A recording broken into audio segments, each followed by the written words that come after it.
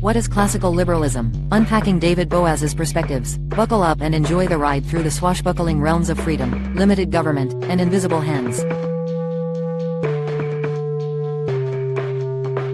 Number 5. Venerating Voltaire. At the crux of classical liberalism, you'll find an undying admiration for the intellectual mavericks who championed reason and tolerance. Cue Voltaire with his witty repartee and pens ablaze. Boaz, tipping his hat to these philosophies, highlights how classical liberals idolized the Enlightenment's philosopher warriors who dared to shake off the chains of ignorance.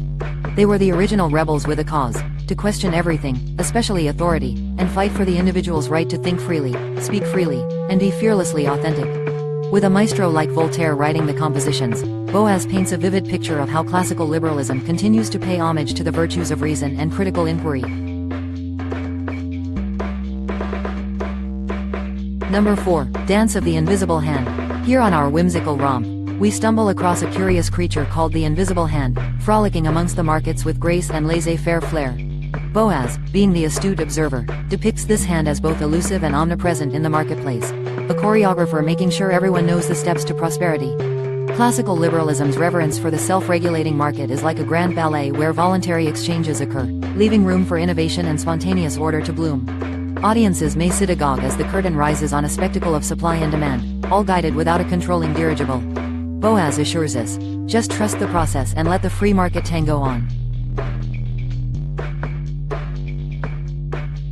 Number 3. The Hoover Dam of Individual Rights. Boaz's classical liberalism values individual rights as a grand edifice much like the Hoover Dam. Towering and steadfast, it stands as a bulwark against the torrents of tyranny and coercion. The government should guard these rights with the scrutiny of a vigilant sentinel, protecting each person's life, liberty, and pursuit of happiness. At the heart of this philosophy is a deep commitment to ensuring people live autonomously, unfettered by the heavy hand of undue state intervention. It's a marvel of construction where every individual counts, a testament to the resilience and freedoms that empower people not as subjects, but as freestanding, rights-bearing citizens.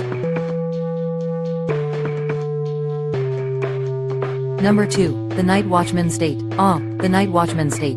Think of it as that helpful lodger who keeps watch while everyone else is snoozing, ensuring safety without meddling with the toast in the morning.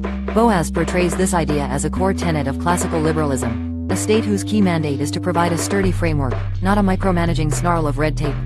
It's about protecting citizens rather than playing the overbearing parent. With a focus on securing borders, enforcing laws, and administering basic services, the government takes a step back, allowing individuals to thrive in their enterprises. It's minimalism at its finest, where Boaz assures that less truly is more. Number 1. The Freedom Fiesta. And here we stand, the pièce de résistance of classical liberalism, a vivid celebration dubbed the Freedom Fiesta. Boaz ensures this gala is center stage in classical liberalism's circus tent, where self-determination is the star of the show.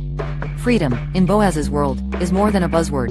It's a passport to personal growth, innovation, and true self-expression. This vibrant revelry extols the virtues of free speech, freedom of religion, and the entire cornucopia of personal liberties. In this carnival of freedoms, each individual becomes a maestro of their own fate, composing symphonies of life on the instrument of their own choice, as Boaz gleefully conducts the orchestra. And thus, our star-studded jaunt through the vibrant world of classical liberalism, as narrated by the ever-so-charming David Boaz, comes to its gracious finale. As we deconstruct these joyful principles, let's remember that this isn't just a theoretical castle in the clouds. Instead, it's an inspiring framework blending the art and science of living in harmony with one's own rights and the rights of others. So, whether you're venerating Voltaire or jiving with the Invisible Hand, remember, classical liberalism invites you to live freely, think deeply, and navigate the world